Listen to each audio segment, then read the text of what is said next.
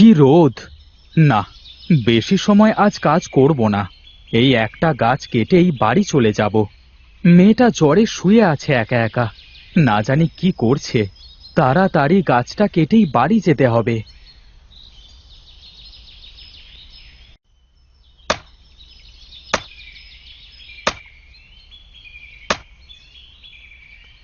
হে কি, হে কি! এই গাছ থেকে কালো কালো ধোঁয়া বেরোচ্ছে কেন? হে কি আজব ঘটনা! কি রে, তুই আমার থাকার জায়গাটা এভাবে কেটে ফেললি কেন? ওরে বাবা রে, এ যে দেখি কালো দৈত্য! বাঁচাও, আমাকে বাঁচাও! কে কোথায় আছো, বাঁচাও! কে বাঁচাবে তোকে? হ্যাঁ, আমার থাকবার জায়গাটা তুই এভাবে কেটে ফেলেছিস, আর আমি কি তোকে ছেড়ে দেব নাকি? আমি জানতাম না এটা তোমার থাকবার জায়গা। আমি ইচ্ছে করে করিনি। আমাকে ক্ষমা করে দাও। যদি আমি জানতাম যে তুমি এখানে থাকো, তাহলে আমি কখনো এই গাছের আশেপাশে আসতাম না। ছেড়ে দাও, আমাকে ছেড়ে দাও দয়া করে। বাড়িতে আমার অসুস্থ মেয়েটা পড়ে আছে। ছেড়ে দাও আমাকে। ছেড়ে দেব? হ্যাঁ? বেশ, ছেড়ে দিতে পারি, তবে আমার একটা শর্ত আছে। শর্ত?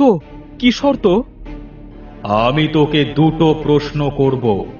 এই দুটো প্রশ্নের উত্তরে যদি তুই আমাকে খুশি করতে পারিস, তাহলে আমি তোকে দুটো উপহার দেব। আর যদি ভুল উত্তর দিস, তাহলে শাস্তি পাবি। কপালে যা আছে তাই হোক। বেশ, ঠিক আছে, করো তুমি প্রশ্ন।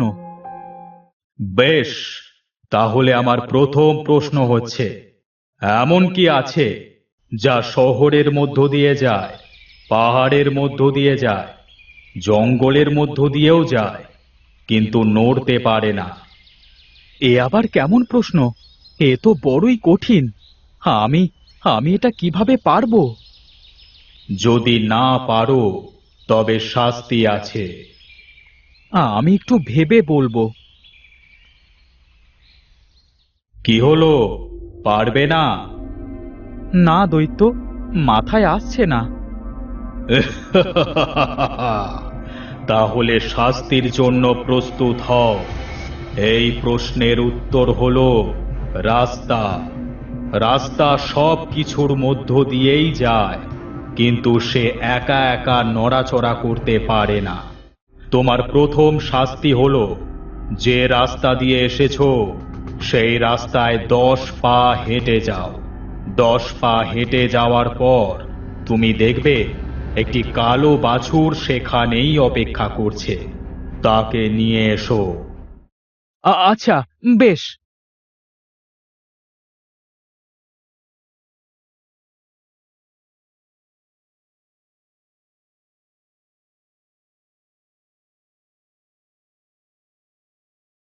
এবার আমার দ্বিতীয় প্রশ্ন শোনো।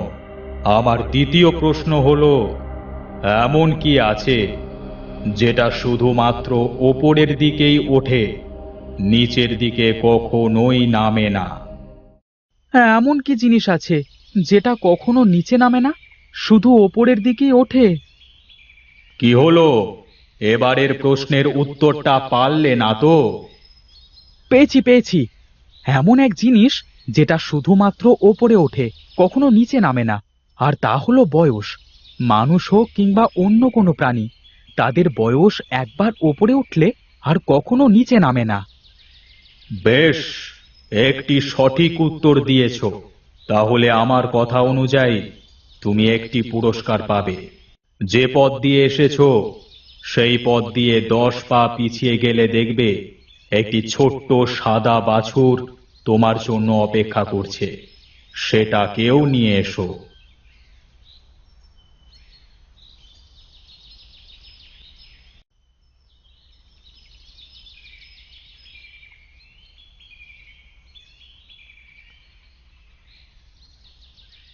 এই দুটো বাছুর আমি তোমাকে দিলাম। কালো বাছুরটা হলো তোমার শাস্তি, আর সাদা বাছুরটা হলো তোমার উপহার। তুমি যখনই কোনো ভালো কাজ করবে, এই কালো বাছুরের জন্য তোমার সেই কাজটা নষ্ট হয়ে যাবে। আবার যখন তুমি কোনো বিপদে পড়বে তখন এই সাদা বাছুরের জন্য তোমার সেই বিপদ কেটেও যাবে। এ কি বলছো তুমি দৈত্য? আমি তাহলে সারা জীবন দোটানার মাঝেই থেকে যাব? যদি বুদ্ধি কাজে লাগা তাহলে, তবে সেই বুদ্ধিটা আমি বলে দেব না। যাও, এখন এখান থেকে এসো। আচ্ছা, বেশ।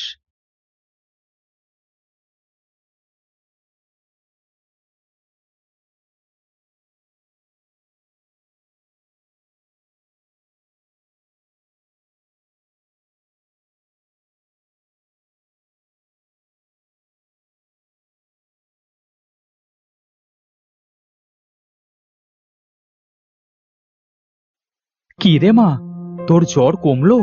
একটু সুস্থ লাগছে? হ্যাঁ বাবা, আমার জ্বরটা অনেকটাই কমে গেছে। তুমি কিছু খাবে না বাবা? না রে মা, খিদে নেই। কি হয়েছে বাবা? তোমার মুখটা অত শুকনো কেন লাগছে? খুব বড় বিপদে পড়েছি। কিভাবে এর থেকে মুক্তি পাবো তা বুঝতে পারছি না। কি বিপদ? কি হয়েছে বাবা? শোনো তবে।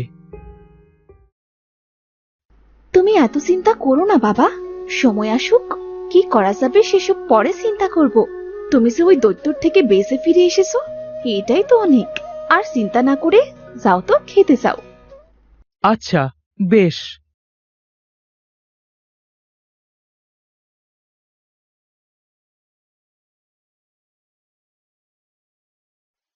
কি হে কাঠুরে, বাড়ি আছো নাকি?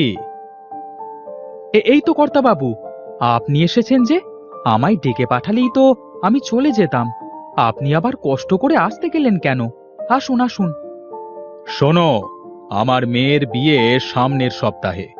রান্নার জন্য পর্যাপ্ত পরিমাণে কাঠ দরকার। বিয়ের সমস্ত আয়োজনে যত কাঠ প্রয়োজন সব তুমি দেবে কিন্তু। এবার বুঝলে? ও মা, সে তো বিশাল আয়োজন। আপনার মেয়ে বলে কথা। আপনি একদম চিন্তা করবেন না কর্তামশাই, আমি সব কাঠ জোগাড় করে বিয়ের আগেই দিয়ে আসব।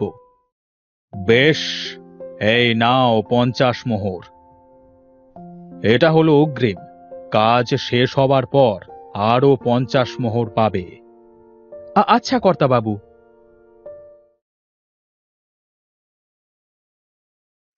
এই দেখে যা মা, এইসব হলো দৈত্যর দেওয়া বাছুরের কামাল। আমি বেশ বুঝতে পারছি, ওই বাছুরের গুণেই আমি একদিনই এত বড় একটা কাজের সুযোগ পেলাম। মোড়ল মশাই 50 মোহরও দিয়ে গেছে। এ তো বেশ ভালো কথা। এখন থেকেই তবে কাজ শুরু করে দিতে হবে। চলো বাবা, ঘরের ভেতর যাই। দৈত্যের দেওয়া বাছুরের গুণ? বেশ, তবে দৈত্যের দেওয়া সেই বাছুরটা আমার ভাগ্যেই আছে তবে। আজ রাতেই সরাতে হবে বাছুরটাকে। এত বড় একটা কাজ, তোমার মুখটা এমন শুকিয়ে গেছে কেন বাবা? একটু আগেই তো কত খুশি ছিলে। আর বলিস না রে মা, আমি তো খুশিতে কালো বাছুরটার কথা ভুলেই গিয়েছিলাম। দৈত্য বলেছিল সাদা বাছুরটার গুণে যেমন আমার সাথে ভালো কিছু ঘটবে, কালো বাছুরটার গুণে তেমনি খারাপ কিছু আমার সাথে সাথেই চলবে। তার মানে কোনো একটা ক্ষতি এবার নিশ্চয়ই হবে। উপরওয়ালা যা করবে তা ভালোর জন্যই করবে, তুমি চিন্তা করো না বাবা। কাজটা না হাত ফসকে চলে যায়, সেটাই ভাবছি।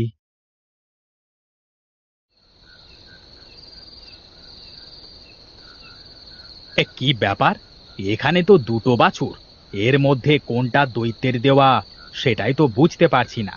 এক কাজ করি, দুটোই নিয়ে কেটে পড়ি। না না না না, দুটো নেওয়াটা ঠিক হবে না। দুটো নিলে আবার সহজেই ধরা পড়ে যেতে পারি।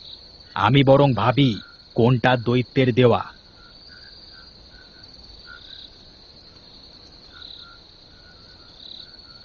দেখে তো মনে হচ্ছে এই কালোটাই দৈত্যের দেওয়া, কারণ সে তো আর কখনো সুন্দর কিছু দিতে পারবে না।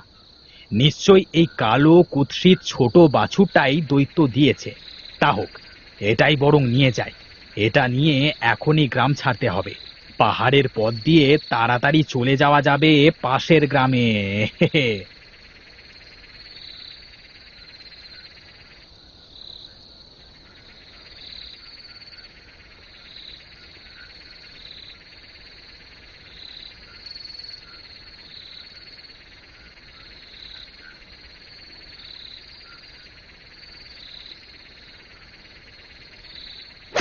আহ!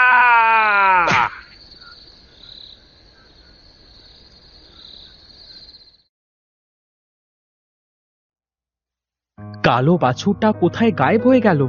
কোনোভাবে ছুটে পালিয়ে গেল না তো গোয়াল থেকে? সে যাকে, তাতে তো আমাদের ভালোই হয়েছে বলো। কাল বাছুরটা চলে যাওয়ায় আমাদের ঘাট থেকে বিপদও নেমে গেছে। এবার আমাদের আর কোনো অকল্যাণ হবে না বাবা। যা হয়েছে তা ভালোই হয়েছে।